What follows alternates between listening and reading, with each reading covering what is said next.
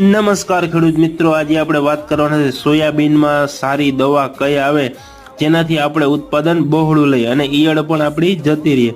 તો મિત્રો આજે આપણે તે દવાની વાત કરવાના છે। તો મિત્રો કોરાજન છે, ફેમ છે, પછી એમ્પ્લિગો, તે બધી દવા થોડીક ભારે પડે, તો હલકા માયલી આપણે કઈ દવાનો સ્પ્રે કરવો જેનાથી આપણે ઈયળમાં પણ રાહત મળે અને આપણે ફ્લાવરિંગ પણ જોરદાર લાગે। તો ખેડૂત મિત્રો આજે આપણે તે વાત કરવાના છે। તો પહેલી દવા જે આપણી છે સોલોમન છે, જે બાયર કંપનીને આવે છે, જેનો ખૂબ જ સારા રિઝલ્ટ છે। ખેડૂત મિત્રો એક વખત તમે સોયાબીનમાં છાંટશો, તમારા પાકમાં ઈયળ આવશે જ નહીં। તો ત્યાર પછી બીજી વાત કરવામાં આવે તે છે અદામાનું બાયઝેમ, ત્યાર પછી ત્રીજું છે સિજન્ટાનું અલિકા, ત્યાર પછી અદામાનું જે પ્લેથોર આવે છે તે પણ જોરદાર છે, ત્યાર પછી જે ડેલિગેટ આવે છે તેના પણ ખૂબ જ સારા રિઝલ્ટ છે। ખેડૂત મિત્રો સોયાબીનમાં જો આમનો ઉપયોગ કરશો તો તમારા પાકમાં ઈયળ એકદમ આવશે જ નહીં, અને જો તેની સાથે તમે તાબોલી અને પ્લાનોફિક્સ